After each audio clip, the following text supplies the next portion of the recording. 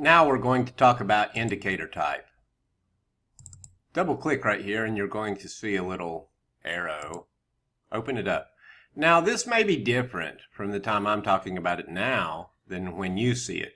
But there will be indicators in here. Some of them may be removed if people don't want them. There may be new ones. The ADX, the average directional index, the bar run, this is one of my favorites. Bollinger Bands, candle patterns, CCI, Heikin Ashi, Ichimoku, MACD, moving averages, new trend arrows. They're kind of like Donchian channels. Parabolic SAR, rate of change, RSI, and stochastic.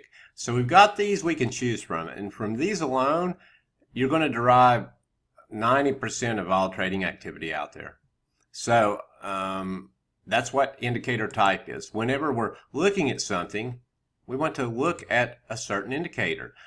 So right now, let's change everything back to what it was, right when I loaded it. Where are we? Reset. There we go. I'm going to click OK. Everything's reset.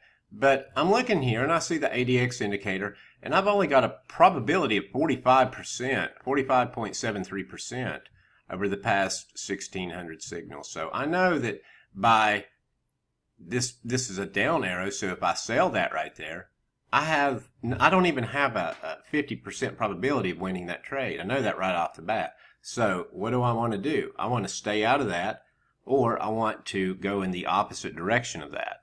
So the first thing that you need to do is just open up your parameters window and play around with the indicator type. I want you to change it. I want you to change it from ADX to bar run. Don't even worry about anything else. Just change this one part. Change it to bar run. See what your probability is. It's probably going to be horrible. That's the truth. We have to play with it. We have to force things to happen in trading sometimes. But I want you to play around. I want you to change the indicator type again. This time change it to whatever you want. I don't care what you change it to. Maybe RSI.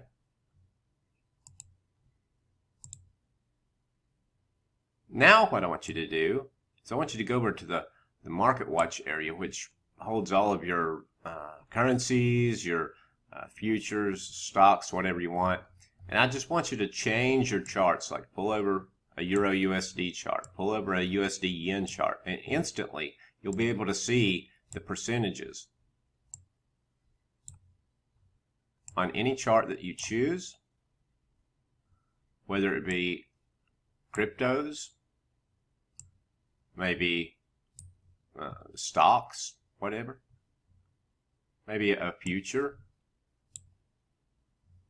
Now when you get percentages like these, really low percentages, this can be an opportunity. I'm not going to tell you about the opportunity right now. That's not what this video is for. But this is an opportunity, and if you are a very experienced trader, you're going to see it right off the bat. What if I have a 38.96% probability that something's going to happen? Well, you might want to look at the other side of the playing field there.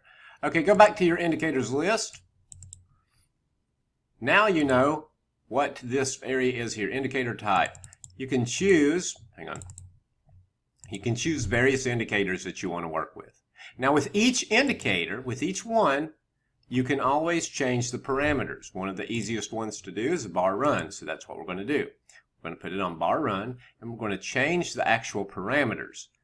In order for you to know what we're even doing, what's a parameter, what are we changing? These are indicators, and each indicator will track the historical whatever that does.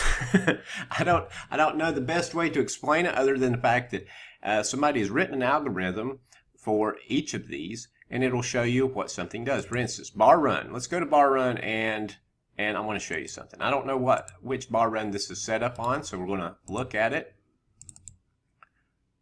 I'm going to scroll down all the way to where I can change the parameters of my indicators, which it'll start right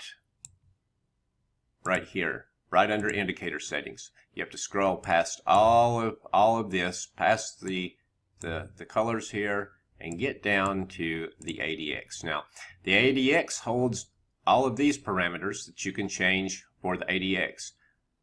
The bar run, you can change these parameters.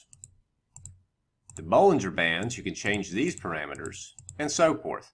So whatever parameters that you have down here are the only ones that are going to matter. I can change Bollinger Bands all day long, but if this says bar run, and this one's going to tell you exactly what it is right here, then I can change Bollinger Bands and it's not going to make a difference. The only thing that matters is when I change the bar run parameters. So we're going to look at how often something happens when we put it on 1. When I put bar run on 1 and you see all of this and you're like, what am I looking at? Don't worry about it. We'll get into it. Right now, all I want you to know is whenever you click on any parameter, whether it's bar run or anything else, whenever you're changing the parameters, you change them down here. If the bar run, it just counts, it counts bars. I'll talk about it a little bit more later, but if I set it to 4, it's not going to give me nearly as many signals as you can see right here in the middle. We are going to discuss what the signals are and all of that, and you can see that right here. So if I change anything, let's say in ADX, let's say I change this to 1, and I change this to 1, and I change this to this, whatever, and I click OK, guess what? Nothing's going to happen because I'm still looking at the bar run. However, if I go in here, and now I've already got the ADX settings created, the ones that I wanted, if I want to see what those are, I have to change this to ADX. And now I will see those parameters.